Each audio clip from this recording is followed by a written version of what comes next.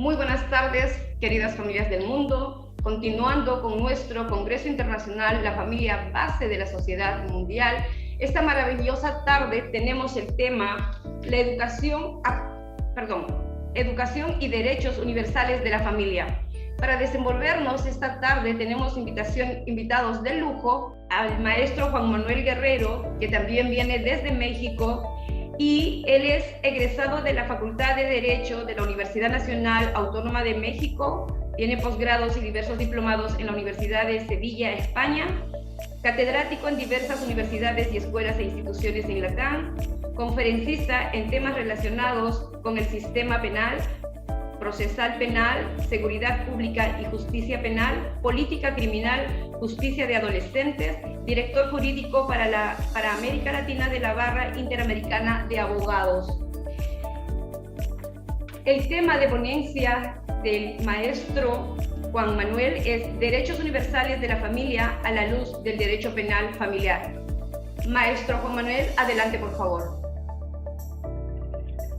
Doctora, muy amable, muy buena tarde. Muchas gracias por la invitación a participar en este importante evento. Ofrezco de antemano una disculpa, pero aquí la Ciudad de México es muy traicionera en cuanto al tráfico vehicular y bueno, pues nos detuvo aquí, pero con el gusto de platicar con ustedes. Muchas gracias y gracias a todos por estar aquí presentes. Y pues sí, el tema que a mí me corresponde es analizar todos estos derechos de la familia, todo eso que consagra la Declaración Universal de los Derechos Humanos y que desde luego la familia no queda fuera de ellos, siendo que la familia es uno de los derechos humanos, uno de los fundamentos principales de esta declaración, la Constitución de Familia. Y pues toma mucha relevancia cuando se trata de analizarlos a la luz del derecho penal,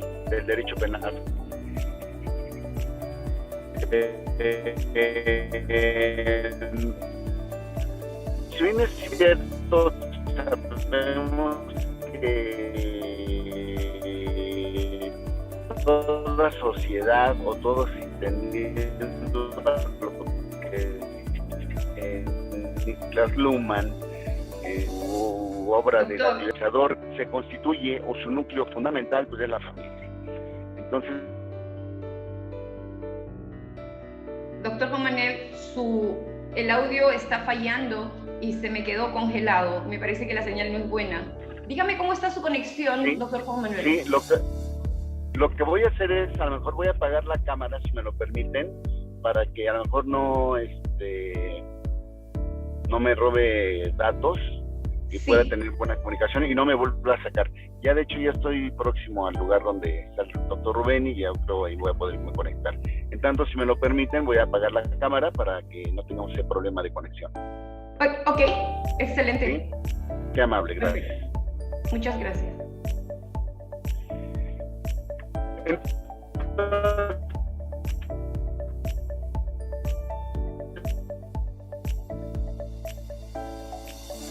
Hola.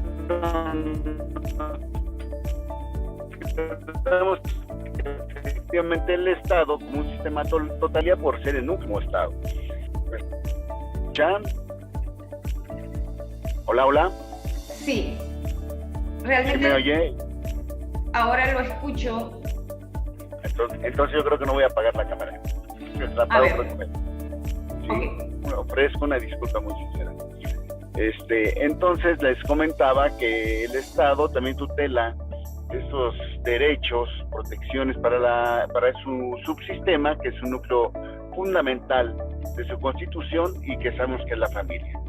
Esta familia que hace mucho tiempo, su momento clásico, se constituía por el matrimonio. Ahora, bueno, pues ya sabemos perfectamente que no necesariamente a través del matrimonio puede constituirse una familia. Y tutela para los integrantes señala que el matrimonio o la unión de el hombre, la mujer, antes, durante el matrimonio y después de van a tener ciertos derechos, así lo consagra el artículo 16 de la Declaración Universal de los Derechos Humanos, que van a tener derechos y prerrogativas antes, durante y posterior al matrimonio. Estos derechos que tutela la Declaración Universal de los Derechos Humanos para la familia y sus integrantes, desde luego es la dignidad, la educación, la salud, el crecimiento, el esparcimiento, vestidos, alimentos y desde luego a una vida digna y libre de violencia. Y aquí es donde entra el ramo del derecho penal. Tenemos ahora que el incumplimiento de estos derechos que derivan de la relación matrimonial, pues llegan a constituir conductas que se encuentran tipificadas por la ley penal. A saber, el incumplimiento de las obligaciones alimentarias, la violencia familiar, la desatención, nos ha llevado a que el derecho penal tenga que intervenir para evitar que se cometan esos tipos de conductas en agravio de los integrantes de la familia y desde luego se tutelen y se protegen esos derechos que les asisten a todos los integrantes. Tenemos entonces que el derecho penal ha intervenido en esta situación para proteger la desatención de estos derechos a que le asisten a todos los integrantes de la familia. Así, aquí en México, hace una década de los 90, surge la ley de acceso a una vida libre de violencia en favor de las mujeres, en donde se tutela la violencia moral, la violencia psicológica, tanto como la violencia física en agravio de las mujeres. Ahí entramos entonces en el rubro de la violencia familiar o intrafamiliar, que ahora en datos por demás excepcionales y sorprendentes, ha habido un alto índice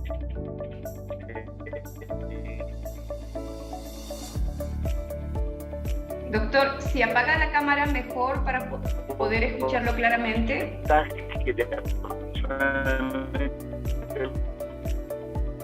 Doctor, maestro Juan Manuel, está teniendo interferencias en el audio.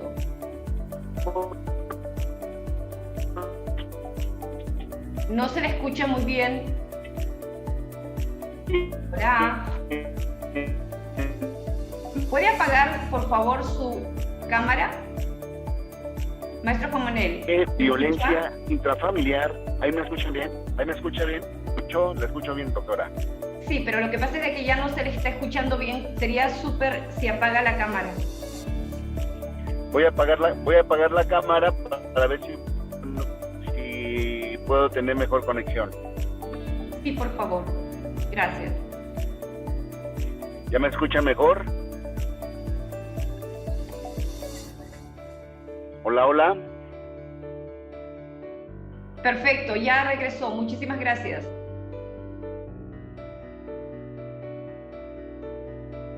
¿Lo escuchamos? Qué amable.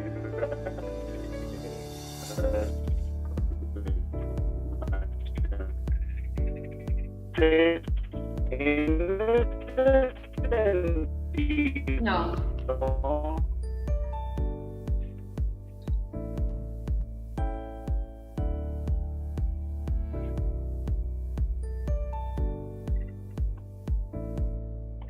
¿Sí me escucha, doctora? Ahora, en este preciso momento mejoró mucho, pero anterior absolutamente nada. Ok, perfecto. Perdón, la verdad que prometo compensar todo esto. Y bueno, pues el derecho penal entonces les comentaba que tuvo que intervenir en el derecho familiar pues para proteger a todos los integrantes que la conforman. Así tenemos la ley de las mujeres a un acceso a una vida libre de violencia, tenemos la violencia familiar, en donde les comentaba que en México ha habido un porcentaje aproximadamente del 46% de violencia intrafamiliar generacional. Esto de índole ascendente de los descendientes hacia los ascendentes. Es decir, de los chicos a los padres. Se ha incrementado muchísimo Maestro Juan Manuel, no se le está escuchando. Bien. Entonces, cuando tiene que intervenir en derecho penal para tutelar todas estas conductas. También esa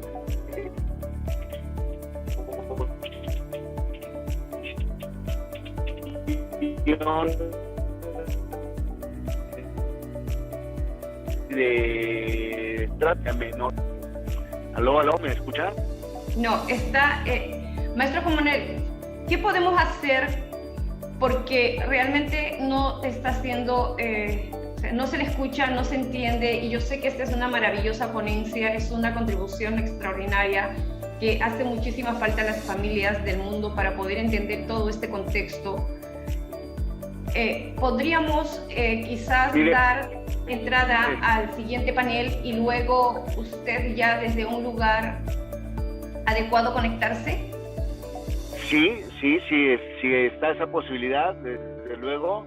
O de lo contrario, estoy aproximadamente a 10 minutos del lugar, no creo que tarde mucho por más del tráfico, ya estoy aquí muy cerca y me podría conectar. Lo que sí me indique, si damos paso al panelista que continúa y yo después tomo su lugar, o si está por ahí mi querido amigo el doctor Rubén Pacheco, no sé si pudiera hablar un poco con ustedes de esta cuestión de la violencia intrafamiliar generacional.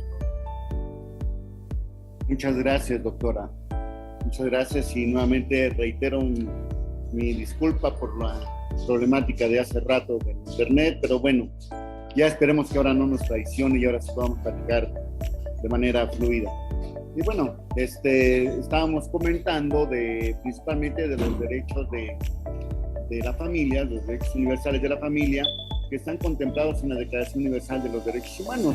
Y en su artículo 16, esta declaración nos señala que los hombres y las mujeres a partir de una edad nubil tienen derecho sin restricción alguna por motivos de raza, nacionalidad o religión a casarse y fundar una familia.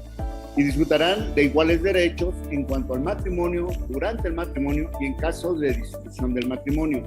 Es decir, ya aquí nos está señalando que toda sociedad, y como yo lo decía, atendiendo a la teoría del final de los sistemas de Niklas Luhmann, en donde podemos hacer referencia a un sistema totalizador, entendiéndolo como el Estado, y un subsistema que puede ser la sociedad y otro subsistema dentro de ese subsistema que pudiera ser la familia. Sabemos que la familia es el núcleo central de toda sociedad y la sociedad por consiguiente del Estado. De ahí la importancia que reviste para toda sociedad, para todo Estado, para todo sistema, la familia. Y ahí, pues bueno, se ha encargado muchísimo de tutelar todos esos derechos que puedan tener los integrantes de esta. Y pues dentro de sus principales derechos nos han señalado que pues desde luego tienen derecho principalmente a una vida libre de violencia. Derecho a la participación y representación de sus miembros, a un trabajo digno, a educación, salud plena, seguridad social, etcétera, etcétera, etcétera. Pero comienza hablando de esa vida libre de violencia. Ya entonces empiezan a sonar ahí a las alarmas, las alertas para tener cuidado en cuanto a estos actos de violencia de índole psicológico, de índole moral, de índole físico. Aquí en México les comentaba que tenemos la creación de la ley de mujeres de acceso a una vida libre de violencia, en donde tutelaba todo ese tipo de comportamientos que se daban y que bueno, desde los años 70 ya a través de tratados y convenciones internacionales se buscaba la protección primordialmente o prioritariamente de la mujer de esos actos violentos en manos del hombre. Y bueno, pues aquí desde luego deberíamos entender si la familia es un derecho humano. Desde luego que la familia es un derecho humano, que ya también se contempla y se tutela en estos tratados y convenciones internacionales, derivado de que despliega en la persona, desde luego, como su integrante, todas esas facultades y esas atribuciones.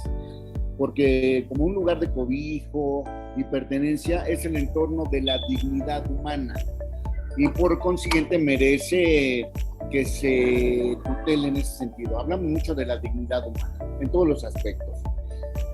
Y bueno, pues aquí llama la atención todo lo que el Estado pretende proteger el derivado de eso. Todos hacemos valer nuestros derechos, es que es mi derecho humano, mi derecho fundamental. pero no podemos atender a un derecho si no comprendemos perfectamente que derivado, o para poder yo argumentar o hacer valer un derecho, debo de atender a mis obligaciones. No puede haber un sustento de derechos si no atiendo a obligaciones. Y eso es lo que nosotros debemos de comprender para poder matizar perfectamente el derecho humano de la familia.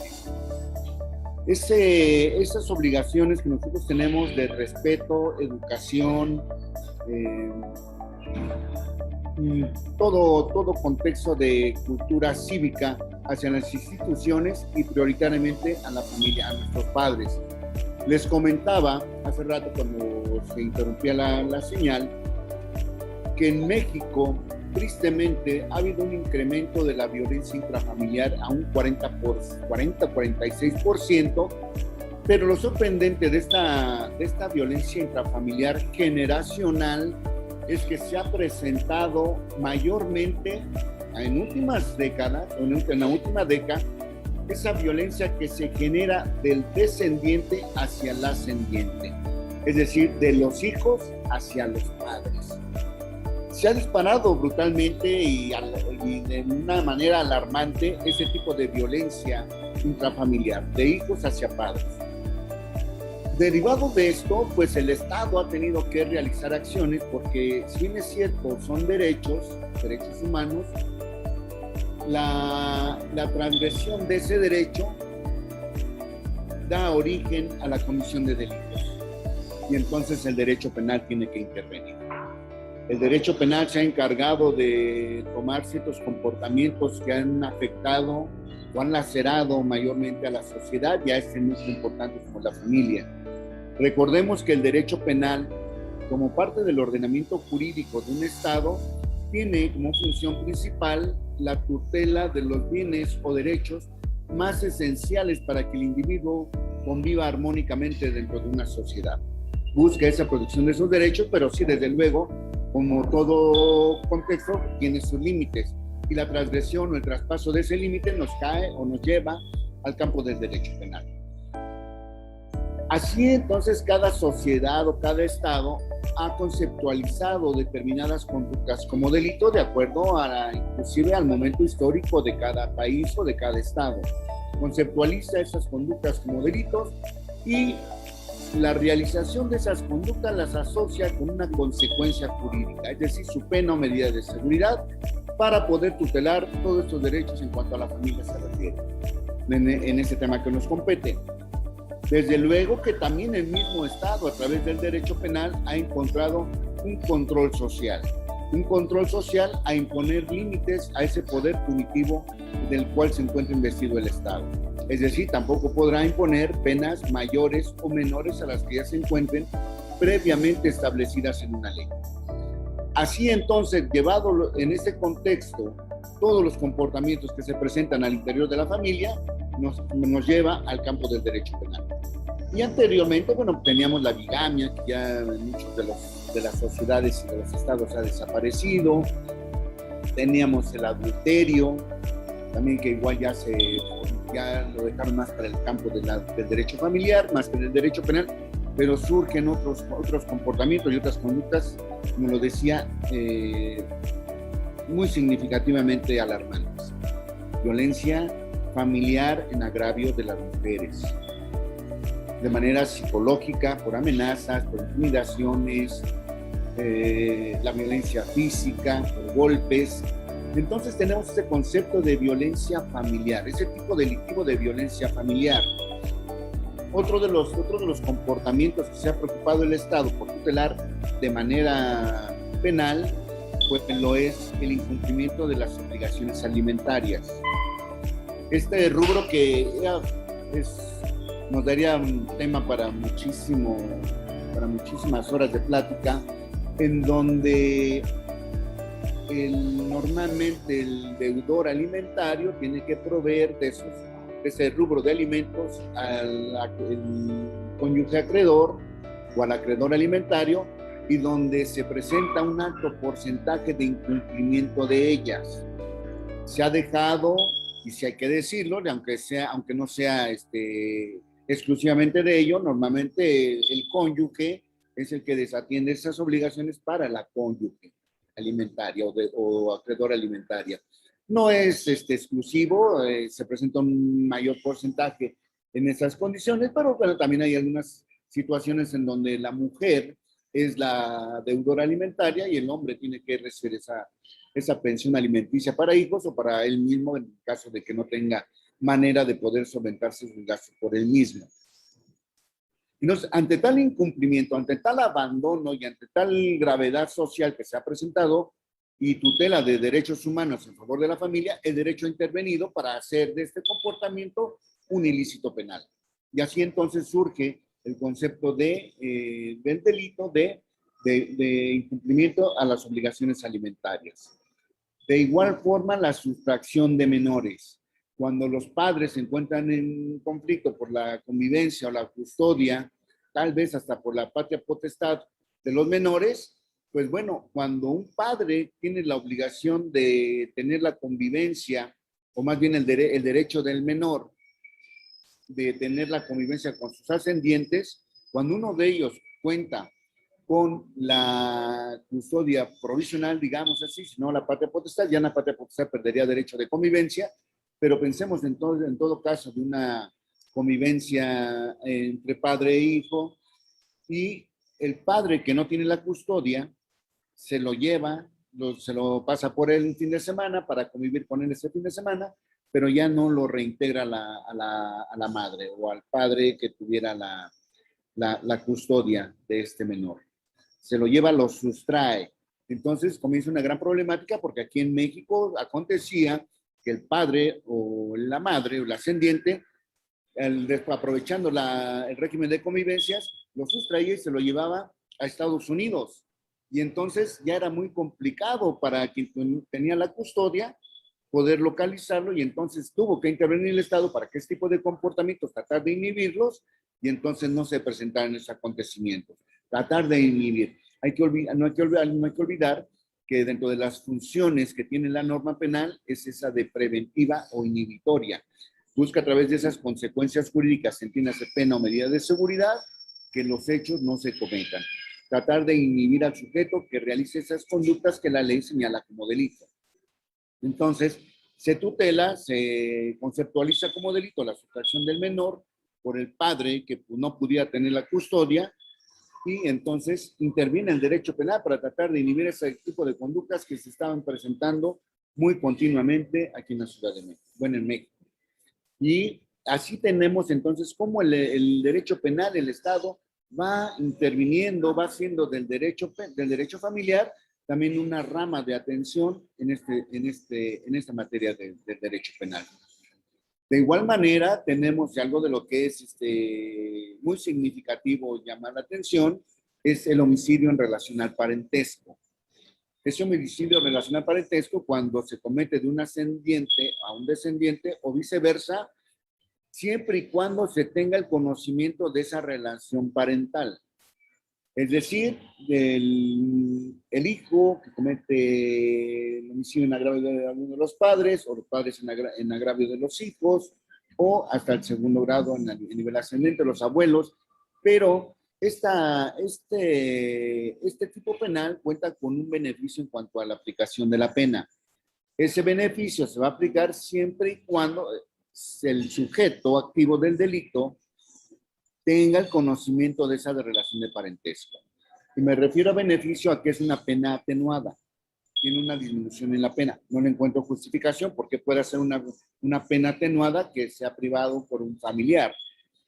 Creo que a lo mejor lejos de eso sería una pena, o debería ser una pena que agrave la pena del tipo básico del homicidio, pero bueno, aquí lo tienen como un atenuante por ser esa relación de parentesco. Tenemos también en el campo del derecho penal, en intervención de las cuestiones de índole familiar, algo muy severo que es el feminicidio, las violaciones, los abusos sexuales, en donde ese tipo de delitos, llámese estas agresiones sexuales, se están dando o se están cometiendo en un gran porcentaje en el núcleo de la familia, en el seno familiar, donde se presenta la agresión por parte de los tíos, de los hermanos, de los padrinos o de la gente con quien pueda existir una relación de confianza. Pero si a nosotros nos ponemos a analizar las estadísticas de este tipo de delitos, podremos observar que un gran porcentaje se está cometiendo en el núcleo familiar. Y normalmente en el domicilio donde conviven. Aquí en México se tiene mucho la tradición de que el padre o el pater familias, el abuelo, compra o adquiere terrenos grandes, de grandes extensiones, y entonces le hereda a cada uno de sus hijos un espacio para que construyan su casa en el mismo predio, en el mismo inmueble, pero los diferentes integrantes de la familia, los hijos, construyen ahí sus casas, habitaciones, pero en el mismo predio. Entonces hay una convivencia muy cercana, que cada uno tenga su casa, pero están conviviendo en el mismo predio. Y ahí es donde se presenta un gran número de este tipo de agresiones sexuales, tristemente en agravio de menores.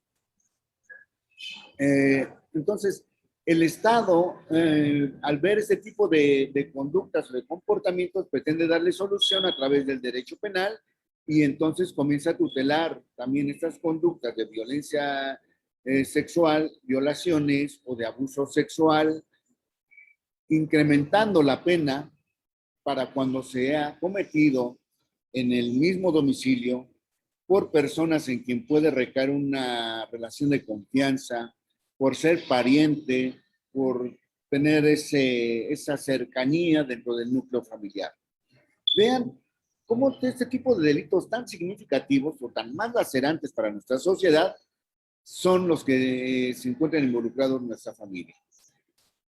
La familia es un núcleo muy importante, como lo refería con anterioridad, pero que derivado de esa unión, de esa significatividad que pueda tener una sociedad, es donde se presentan hechos que más la afectan y más dañan socialmente, si entendemos que la familia es el núcleo de una sociedad.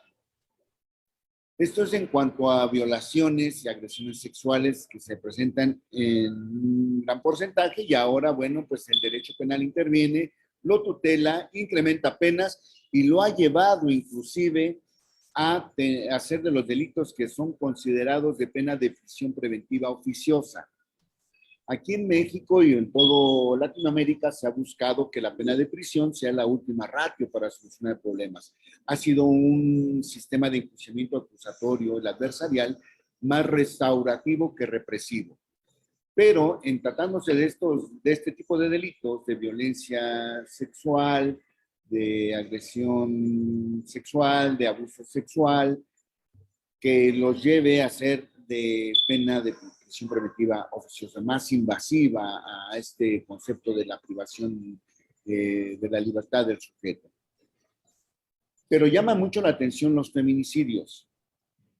Llama mucho la atención estos feminicidios porque recordemos que surge este tipo penal como la muerte o el homicidio acontecido a una mujer, pero derivado o de los actos violentos del hombre. Es decir, es la muerte de una mujer en manos de un hombre, pero ojo, por el solo hecho de ser mujer. Núcleo importante de la familia. Por lo pronto de la familia mexicana y creo que en toda Latinoamérica. La mujer, nuestra madre, es el punto toral de toda esta estructura familiar. Y de ahí partimos a las esferas ascendentes, sociedad, Estado, país, etcétera.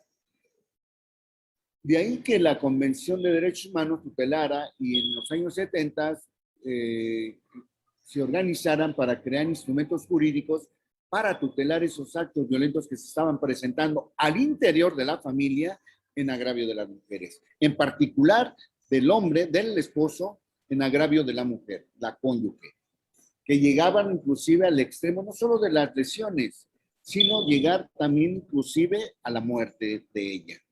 Pero todo lo conllevó este tratado y esta convención internacional a razones de género. Y eran las razones de género derivado de que el acontecimiento se presentaba en manos del hombre y sufrido por la mujer. Pero en la iniciativa aquí en México, cuando ahí viene la llamada de atención internacional a México porque no realizaba ningún acto encaminado a prevenir este tipo de comportamientos, Entonces México entra en presión y empieza a trabajar para elaborar leyes para prevenir esas violencias en agravio de la mujer en el seno familiar y tutelar también a la par el feminicidio.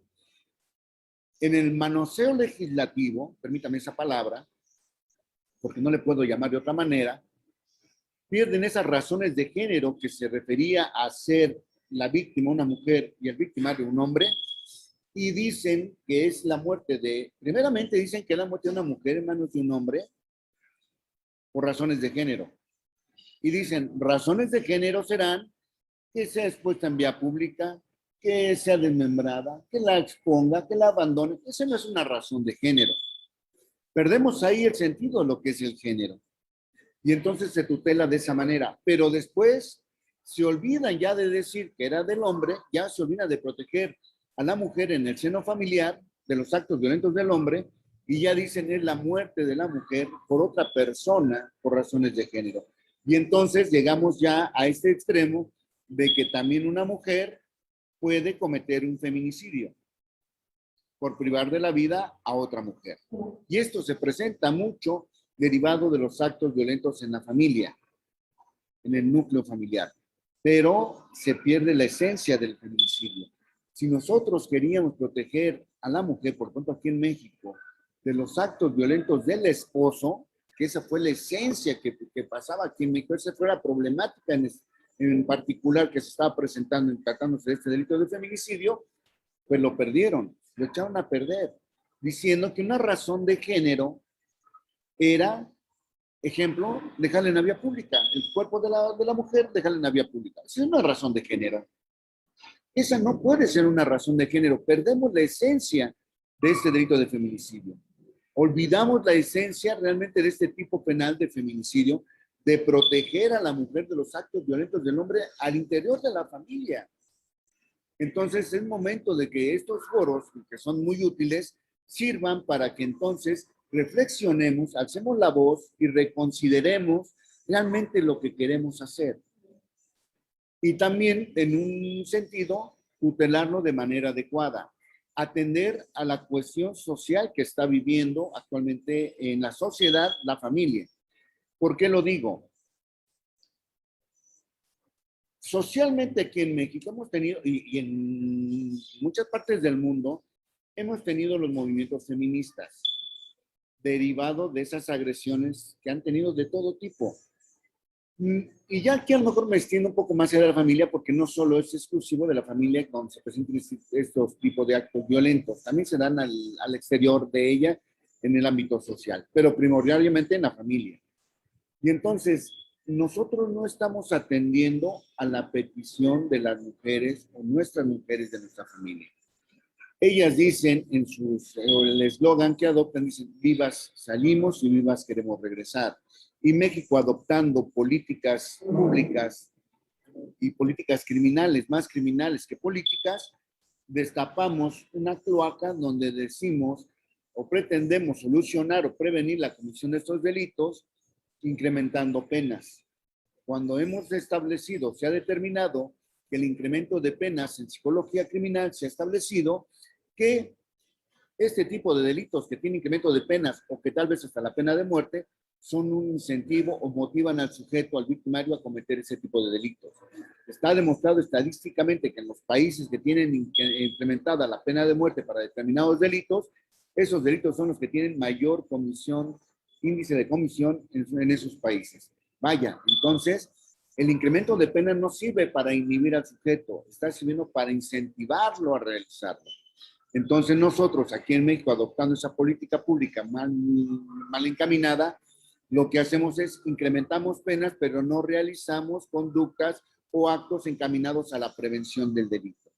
Es decir, tenemos que trabajar en prevención del delito para evitar todo este tipo de actos violentos en agravio de los integrantes de la familia, de los grupos vulnerables, entendamos niños, niñas, adolescentes, entendamos mujeres y entendamos adultos mayores, que son de las partes importantes de nuestra familia, y no se diga de nuestros adultos mayores. Nuestros adultos mayores, al momento que fallecen, perdemos una enciclopedia, perdemos años de experiencia y los hemos llegado inclusive hasta a discriminar en no concederles o negarles oportunidades de trabajo, que también eso influye de manera indirecta en el núcleo familiar, en la convivencia familiar. Entonces, hay muchos rubros por atender en este contexto de la familia y desde el punto de vista del derecho penal, pero prioritariamente trabajar en prevención de los actos delictuosos, no con incremento de penas, no duplicando conductas delictivas, no inventando conceptos delictivos, sino prevenirlos para evitar que se cometan. Y para ello, pues es importante que nosotros como Estado podamos voltear los ojos a la criminología, entendiendo a la criminología como la ciencia que se encarga de estudiar los factores que llevan al sujeto a delinquir e incluso a la forma de realizarlo. Entonces, que podamos nosotros atender o pedir o hacer uso de la herramienta de la criminología para que podamos hacer un estudio verdadero, integral, de cuáles son esos factores que están detonando la problemática en la familia para llevarla a los actos violentos. Pueden ser la misma familia, pueden ser educación, puede ser social, religión, económico, etcétera. Es multifactorial o inclusive los mismos genes de violencia. Y aquí podemos hablar de que si el sujeto nace delincuente o se forma delincuente. Es multifactorial y desde luego que la familia juega un papel muy importante para ello.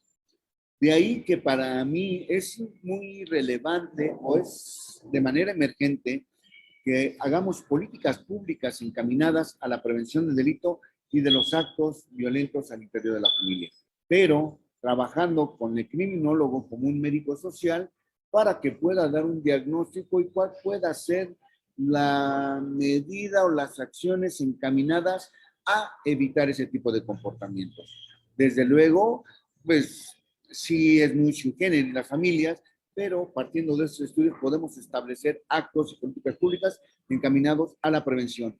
No con incremento de pena lo vamos a solucionar. Tan es así que por eso se ha tornado una sociedad muy violenta y más en el seno de familiar, porque no estamos atendiendo de manera correcta y de manera integral la prevención del delito. Entonces, sí nos daría muchísimo tela de dónde cortar este tema de la familia, del derecho penal familiar, y desde luego cuáles son esos factores que tendríamos que atender para evitar ese tipo de comportamientos violentos al seno de la familia. No quiero abusar del tiempo, no sé cómo esté de tiempo, pero de igual manera quedo a sus órdenes por si hay alguna pregunta o cuestionamiento o algún comentario.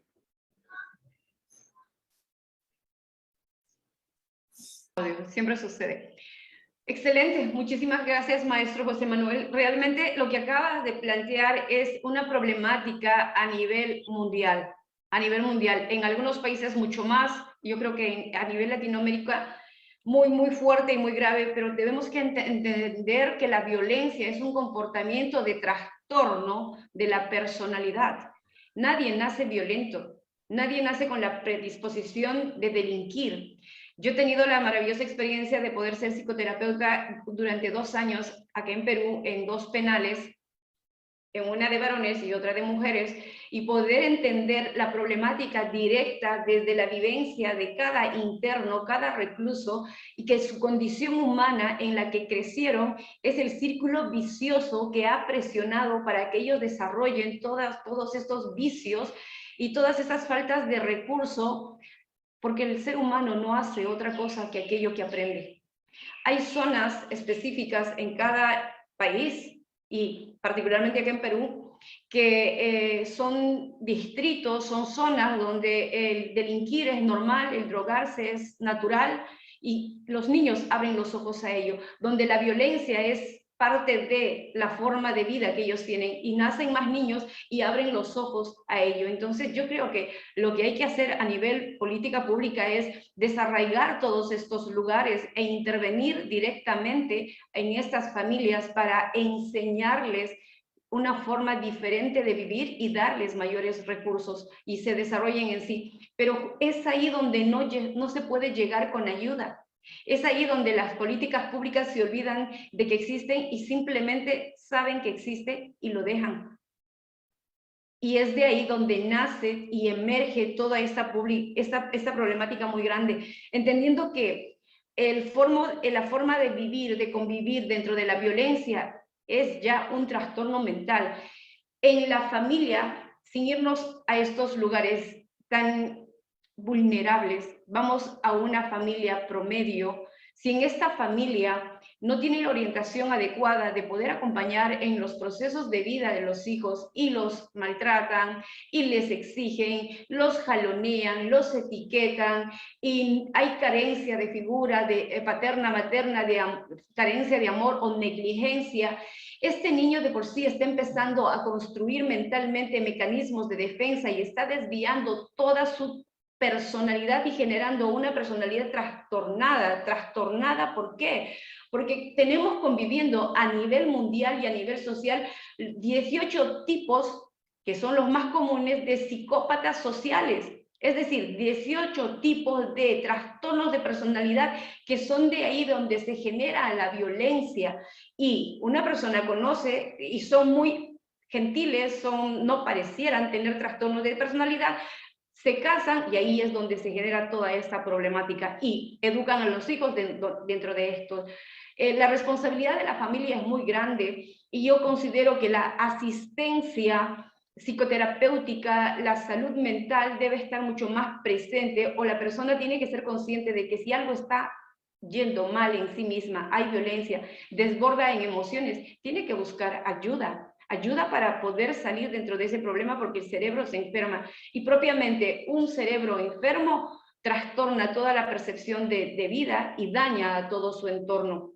Y ese es el reflejo de todo este problema de feminicidios, porque no es que el hombre fue violento en ese momento y dañó a la mujer, o la violencia familiar no es que se hizo en ese momento, es una consecución de días, de años, desde su origen y desde otras vidas y otros procesos familiares anteriores. Entonces es fundamental abordar todo eso dentro de la salud mental. No se puede concebir la violencia como parte integral de un ser humano que se entienda sano emocionalmente. Y si hablamos de feminismo y machismo, estas son dos tendencias erráticas, extremos, donde hace que uno no acepte al complemento de vida que debería ser un partner para construir y complementar en sus diferencias y encontrarse en sus igualdades. Entonces, si hablamos de feminismo y machismo, ya estamos iniciando mentalmente una ruptura y una guerra emocional, psicológica ante nuestra propia condición. Y nosotros no hemos sido creados para ser ni machistas ni feministas. Nosotros hemos sido creados para un complemento de poder apoyarnos y vivir de manera extraordinaria a nivel empresarial, a nivel social y sobre todo familiar. He ahí el compromiso de papá y mamá, de esta maravillosa, suelo decir, unconditional partner, de este compañero incondicional que tiene que ser respetado en sus diferencias, tiene que ser aceptado con sus errores y nadie es perfecto, pero trabajar en esta congruencia de vida. Los padres son el ejemplo de los hijos y los hijos van a terminar haciendo lo mismo con los padres. Ahora, ¿cuál es la explicación ante esta situación tan grave de la agresión de hijos a padres? Porque no es una justificación, es una explicación para ver el origen y trabajar en la parte preventiva. Es de que estos padres de niños han abusado tanta su autoridad y su maltrato ante estos hijos, que han trastornado su comportamiento, que cuando ellos ya tienen la fuerza suficiente, como fueron criados dentro de ese ambiente que parece normal y natural, empiezan a defenderse. ¿Cómo qué? Como animales salvajes, como animales condicionados, donde más su cerebro reptiliano, su cerebro primitivo prevalece en su vida porque no desarrollaron la otra parte, ni la trascendencia, ni el desarrollo cognitivo, ni las inteligencias. Y esa es la mediocridad humana. Y estamos dentro de esa problemática. Por eso es que es fundamental resignificar a la familia y educarnos para educar y poner toda problemática. Tiene un origen, trabajar en el origen para el tema de prevención y abordar con ayuda, aceptación, amor y compasión al que se equivoca para darle la oportunidad de resarcir errores y seguir creciendo. Yo defiendo la dignidad humana y tengo una fe profunda en el ser humano. Muchísimas gracias. Si tienes algo que, por favor, comentar acerca de lo que dije. Todo muy acertado, muy puntual el comentario. Sí es difícil creer o llegar a pensar que el sujeto sea malo por naturaleza, como también lo señalan algunos filósofos. Y sin embargo, sí es de llamar la atención y de comentar que hay, no lo conozco yo el estudio, no lo he tenido en mis manos, pero ya mucha gente me ha comentado que existe un estudio a partir del mapa genético del genoma humano que ha determinado que el sujeto sí nace con cierta tendencia a la violencia. Digo, bueno, sí, de acuerdo, podrán nacer con esa tendencia a la violencia, pero son factores externos los que detonan esa violencia y llevan al sujeto a ser delincuente.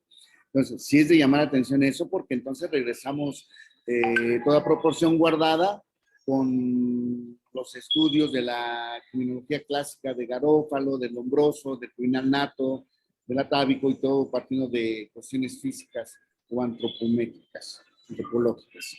Entonces, sí es de considerar ese rubro también.